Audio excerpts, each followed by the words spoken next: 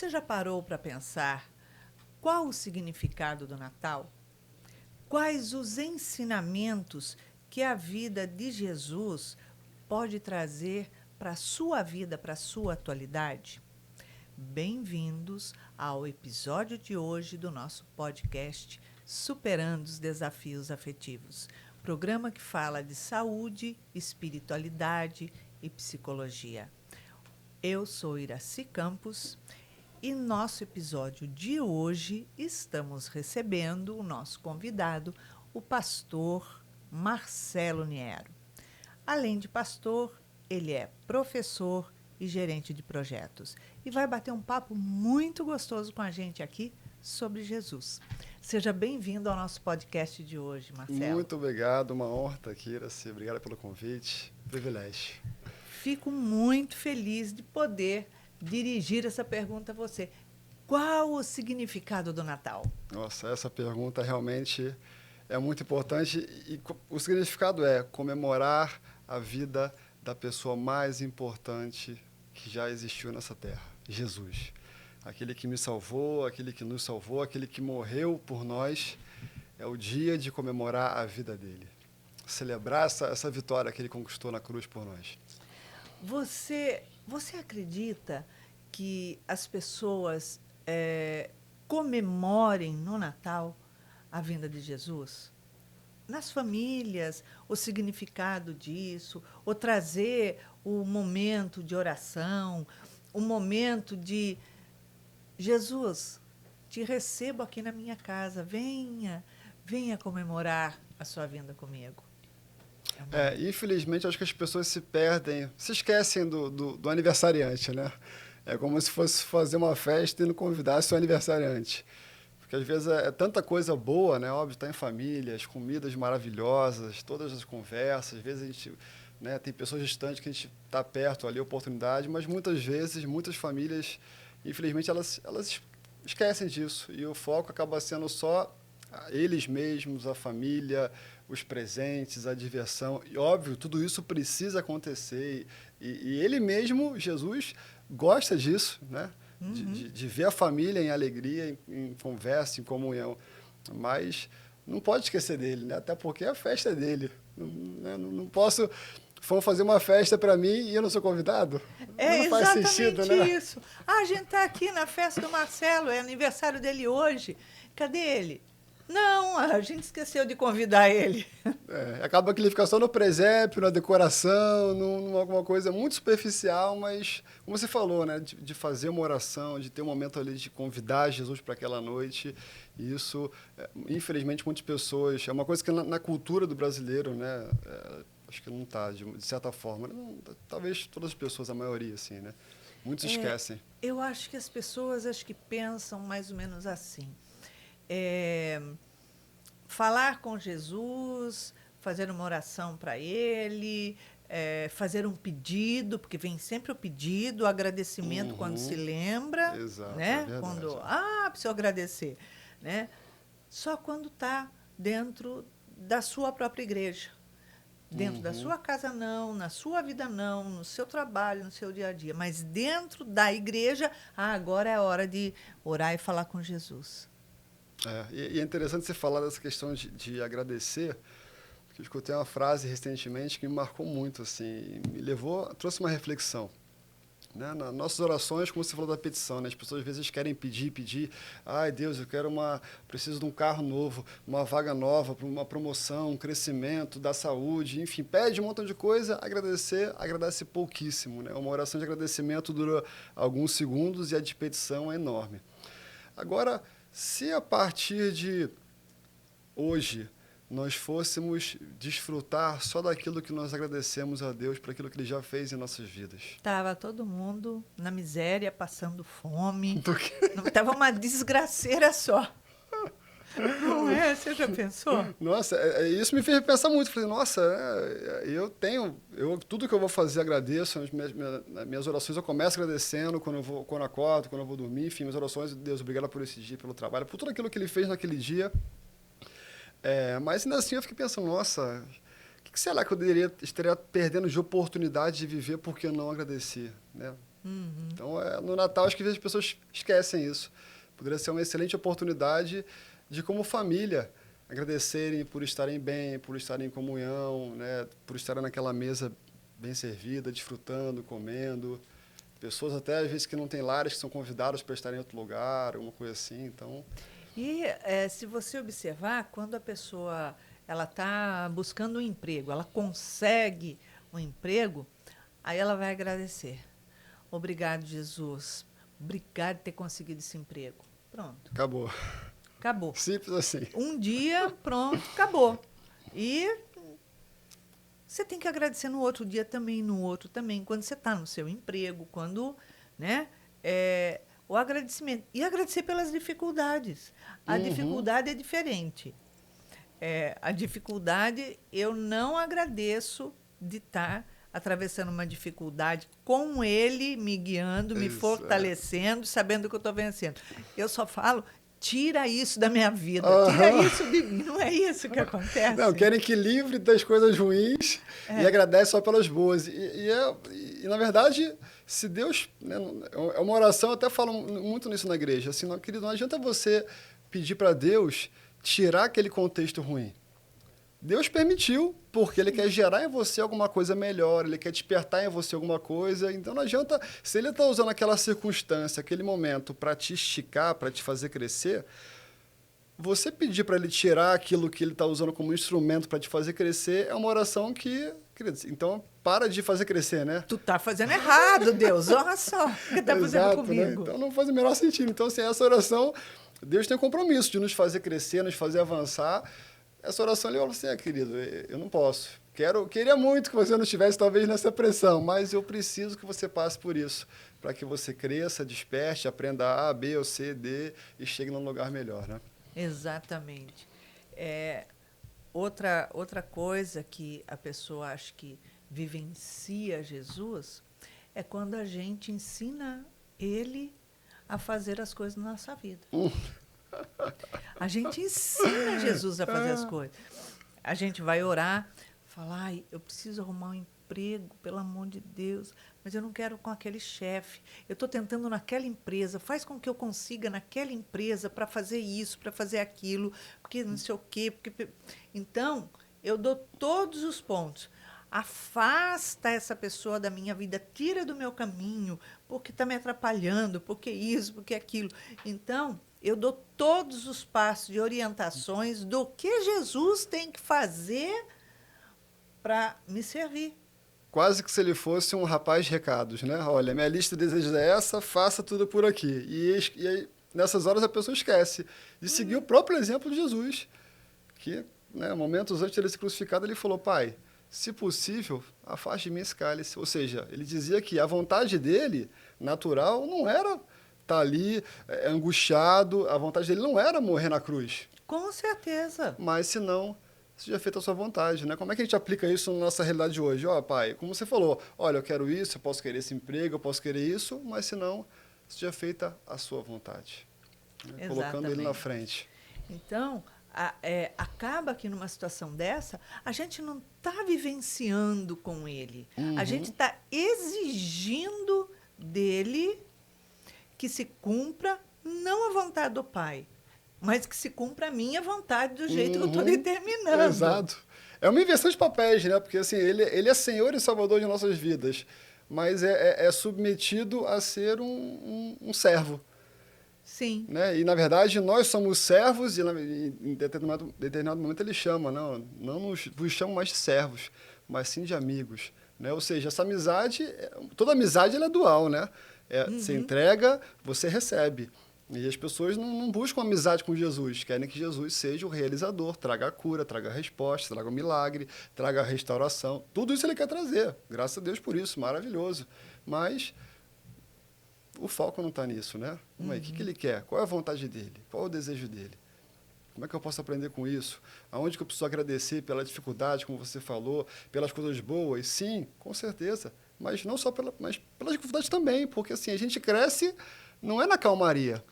Sim. Nós crescemos nas dificuldades. Nós crescemos quando somos pressionados, quando as dificuldades chegam, é aí que a nossa mente, né, que Deus vai nos trazer ideias, trazer projetos, trazer saídas, trazer o escape. É aí que a gente é forçado a pensar de uma forma diferente, é nesse cenário. E não quando eu estou, nossa, vamos celebrar, conseguir uma vitória. Na vitória você na celebração, né, você não cresce. Você cresce na dificuldade, na peleja, né, no deserto, aí que a gente cresce.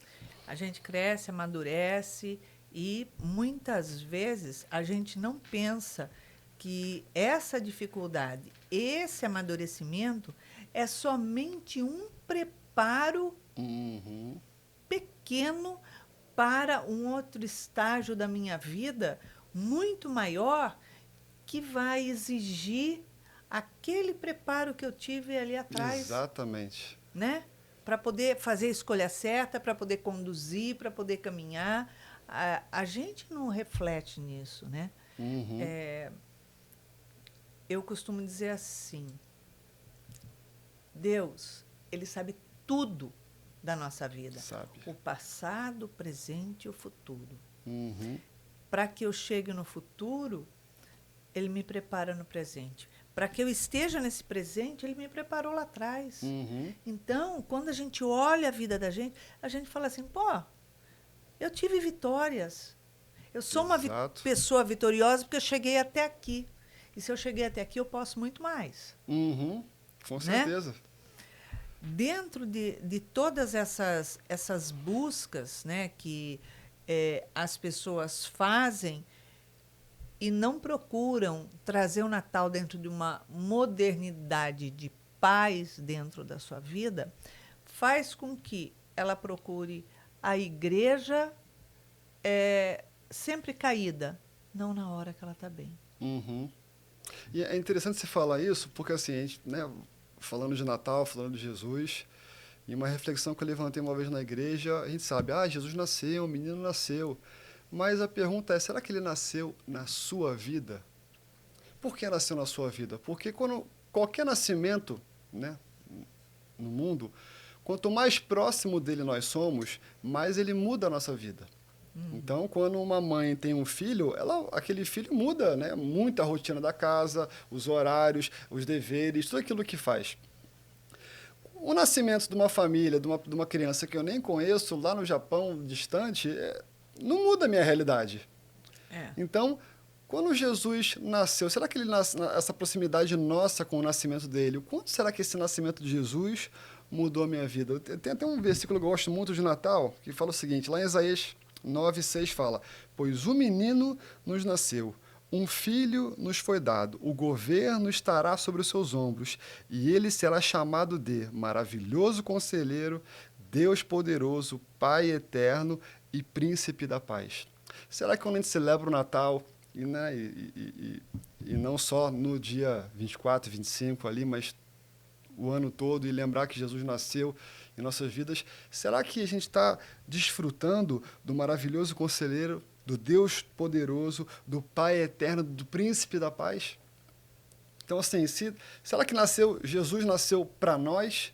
Porque se eu celebro Jesus no Natal, se eu conheço a história dele, se eu vejo The Chosen, se eu, né, eu conheço, nossa, quanta coisa boa que ele fez, mas se eu não desfruto desse maravilhoso conselheiro, desse príncipe da paz que nos dá uma paz que excede todo entendimento, onde o nosso racional vai olhar para a situação e, cara, não tem como ter paz nisso. É nessa hora que ele te dá paz. Né? O Deus Todo-Poderoso que pode mexer céus e terra, no Pai Eterno que me faz ser filho, e não importa o que aconteça, eu continuo sendo filho até a eternidade, nós seremos filho deles. Deus Todo-Poderoso. Então, o quanto será que essas 4 características desse menino que nasceu, elas são vivas em nossa vida? Isso determina, de fato, o quanto de fato, Jesus nasceu em nossas vidas. E ele nos começa a levar a agradecer, né, que foi um dos primeiros pontos da nossa conversa. Como é a paz que ele me dá, os conselhos que ele dá para a minha vida, para a minha casa, seja para filhos, marido, cônjuge, trabalho, profissão, tudo. Então, assim, Jesus, o menino nasceu, o governo está sobre ele, e olha quanto. Maravilhoso conselheiro, Deus poderoso, Pai eterno, príncipe da paz. Acho que no Natal a gente precisa buscar nisso. Será que o quanto eu estou desfrutando dessas 4, né, identidades, digamos, de Jesus, né? E é isso que a gente precisa entender. Calma aí, Jesus nasceu de fato na minha vida? Ou eu estou só celebrando uma data religiosa, um calendário normal, que eu tenho que encontrar com a família, que eu tenho que fazer aquilo, eu tenho que fazer aquele outro? Não, faça tudo isso. Mas permita até que nesse Natal, permita Jesus nascer na sua vida. Perfeito. Desfrutando dessas 4 características dele. Deus poderoso, príncipe da paz, o maravilhoso conselheiro e o Pai eterno.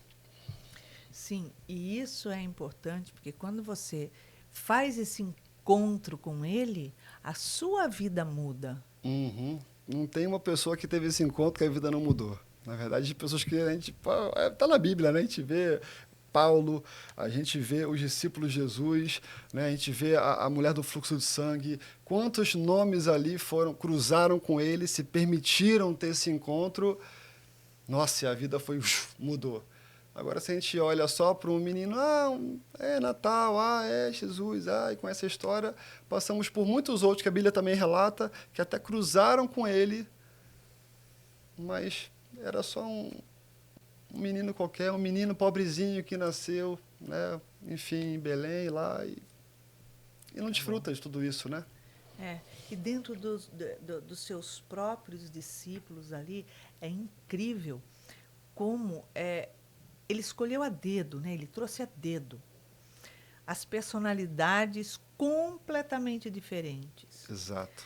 Todos eles tinham conflitos. Uhum. E não tinham só conflitos com eles mesmos. Ele tinha um conflito com o outro, porque eu não suportava o outro, porque Mateus, eu adoro Mateus, adoro.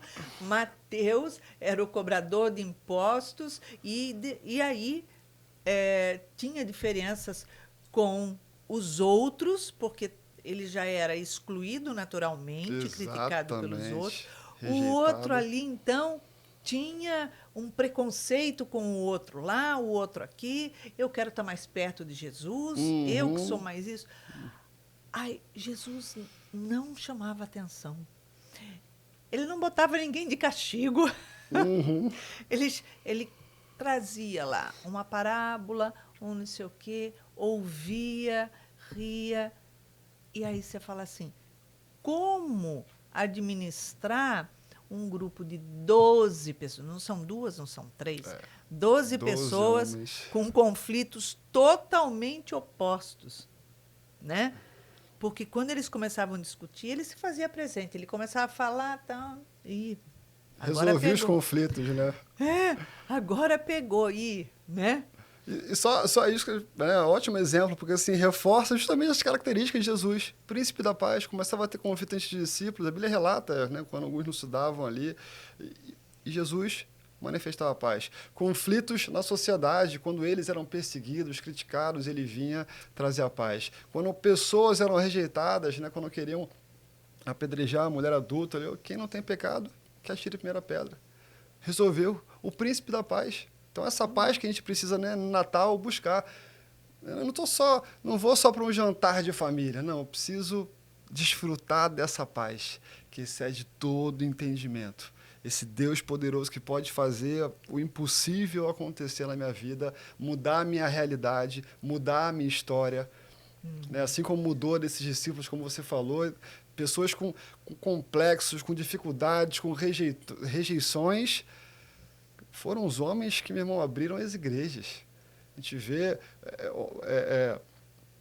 Pedro andando com Jesus, dava as pisadas na bola, que a Bíblia relata, né? Ele não queria que... Ele resistindo que Jesus fosse crucificado, não entendeu, ainda não tinha entendido o propósito. E depois, lá em Atos, relata Pedro pregando e mais de 3.000 pessoas, né, se convertendo. Olha o maravilhoso conselheiro, Deus poderoso, Pai eterno, que passou pela vida dele, ele recebeu isso. Olha a transformação que ele viveu, né? Então, assim, é esse Jesus que a gente celebra nesses dias, né? E é interessante, inclusive, uma passagem que me chama muita atenção, quando um discípulo falando com ele, mas eu quero estar junto, eu quero ir junto, eu quero, e exigindo dele. Ele falou tudo o que ia acontecer com ele. vão me crucificar, vão isso. Aí, daí ele falou. Ele conversando lá com a mãe dele, ele virou e falou assim, eu falei tudo que vai acontecer comigo e eles não entenderam nada. Tipo assim, Exatamente. ninguém presta atenção no que está falando, está prestando atenção em si, Uhum. né? Se eu não me engano, é quando os discípulos queriam lá, me deixa que eu não, acho que a mãe dele, de um deles, chega, deixa que meu filho sente à direita e outro à esquerda. Ele fala, querido, vocês não vão dar conta de beber esse cálice que eu vou beber, né? Já falando, já antevendo a crucificação ali, de fato é. Todos eles depois negaram Jesus, né? Quando Jesus estava sendo crucificado, todos eles fugiram. Embora a Bíblia relate Pedro, que negou ele 3 vezes, mas na hora todos fugiram. Que tipo assim, eu não quero ser crucificado, Exato. né? E depois Jesus volta, né? Aparece para Pedro. Pedro, tu me amas? E Pedro falou, amo, Senhor.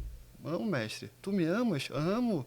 Tu me amas pela 3ª vez? Pedro já responde ali, né? Ó, Calma aí, eu tô falando que amo, meu Deus. Ele então apacenta minhas ovelhas. Ou seja, todos eles negaram Jesus e ainda assim Jesus foi atrás deles pelo amor que tinha pela vida deles, pelo cuidado que tinha pela vida deles e pelo futuro que tinha pela vida deles. Não, eu não posso deixar eles sendo conduzidos pelo medo, pelas pressões, e foi até eles por esse amor, mesmo sendo rejeitado. E acho que todo Natal, inclusive, é isso. Acho que às vezes as pessoas vêm no Natal, Jesus, Jesus, Jesus! Aí chega no Natal, rejeita Jesus, porque vamos conversar em família, vamos discutir, vamos ver o meu presente aqui que eu ganhei, vamos comer essa mesa maravilhosa. Rejeita Jesus. E Jesus volta, insiste, nos 364 dias, né, do ano, tirando o Natal, Jesus está ali querendo um contato novo, querendo um momento com você, querendo um tempo de qualidade conosco. Né? Assim como os discípulos fizeram, nós fazemos hoje de certa forma, né? Muitas vezes ignoramos, não damos ouvido, não paramos para falar com Ele. Né? Então, assim, eu também vejo que o Natal é isso, é permitir isso, é fazer essa virada de chave. exato. Eu vou receber desse amor, eu vou receber dessa paz, desse poder na minha vida, na minha família, na minha casa, e tudo vai ser diferente a partir dali. Eu acho que quando a gente... Uma pequena reflexão. Quando a gente vai para a ceia, se a gente pensasse assim, se eu estivesse recebendo Jesus na minha casa para ceiar comigo hoje, o que eu iria fazer? Eu estou com a minha família aqui e ele vai abrir aquela porta e falar, vim ceiar com vocês. Exato. Qual é o assunto que teria naquela mesa? Quais são as conversações, o comportamento, tudo aquilo que você fala do dia a dia, tudo aquilo que você fala das distrações do mundo? Será que você ia estar sentado na mesa com Jesus, conversando com a sua família a mesma Fantástico. coisa? E talvez até, por exemplo, se de repente na família tem algumas rugas ali de relacionamento, algumas chateações, será que nós manteríamos essa chateação acima das pessoas? Ou será que pela presença de Jesus, opa, deixa eu engolir esse sapo aqui, porque vale a pena, não preciso receber bem Jesus. Não vou mostrar para ele quem eu sou, a pessoa às vezes que fica alfinetando, provocando ali, eu vou engolir, vou sorrir, vou perdoar, vou compreender, o outro vai me alfinetar e eu vou ficar quieto. Será que quando a gente pensa, vamos ceiar com Jesus, receber Jesus, ele vai entrar naquela porta, ó. Exato. É algo forte. É fortíssimo, né? Muda a nossa perspectiva de como é que eu vou encarar o Natal, né? Como é que eu vou desfrutar daquele momento. Né? Se eu vou ignorar ele, como é que eu vou me apresentar a ele? Será que eu vou me esconder? Esconder aquilo que não pode ser escondido, né? Porque ele sabe todas as coisas. Ele sabe tudo. Né? Então, assim, mas será que eu vou me apresentar? Será que eu vou, naquele momento, eu vou tratar bem o meu irmão, meu pai, minha mãe, meu amigo? E vou aproveitar aquilo para fazer uma reconciliação, liberar um perdão. Então, assim, Jesus veio para isso. Então, acho que o Natal é tempo de, se existe alguma ruga, alguma dificuldade em relacionamento na família, é tempo de perdoar. É tempo de restaurar esses relacionamentos. Porque a hora que você, como você falou dessa reflexão, a hora que Jesus é convidado para essa casa, tudo muda. A gente pode ver a história de Zaqueu, né? Zaqueu estava lá querendo ver Jesus, subiu na árvore, Outro rejeitado, e Jesus falou, Zaqueu, desce dessa árvore que hoje mesmo eu vou na sua casa. E quando ele chega na casa de Zaqueu, prepara aquela comida, algumas pessoas ficam horrorizadas porque Jesus vai lá, mas enfim, ele vai lá... Homem de má vida, né? Exatamente, né? Mas ainda assim, Zaqueu se arrepende daquilo que faz, ele fala, não, quem eu prejudiquei, eu vou fazer o bem. E a Bíblia fala, né, que a história de Zaqueu foi mudada, a vida dele foi mudada e toda a casa foi transformada porque Jesus esteve ali, né? É isso aí. É isso aí. É muito importante essa transformação na nossa vida, né? Que nós possamos transformar. Pastor Marcelo, obrigado pela sua presença. Uma alegria ter você aqui com a gente. E eu vou fazer uma revelação. Esse pastor Marcelo é o meu filho Marcelo. Com muito orgulho. É muito difícil falar assim, gosto de falar mãe. Amo minha mãe, tenho orgulho da minha mãe. E eu de Obrigado você. Por esse convite, Obrigada pela sua Uma presença. honra. Que possamos, então, nesse Natal, esquecer as diferenças e buscar as uniões. Esquecer os preconceitos e buscar a paz. Esquecer o incômodo daquele que não é igual a mim. Esquecer o incômodo da falta do perdão, porque ele pesa na consciência e pesa no coração. É uma sombra que sempre está conosco, que nós possamos colocar luz nessa sombra, colocar luz em nossos corações, colocar luz dentro do nosso lar, com a nossa família e vivenciar Jesus, porque Jesus é luz e ele disse: vós sois luz. Então, que brilhe a vossa luz nesse Natal. Um beijo super carinhoso, cheio de muita paz, muito amor e muita união.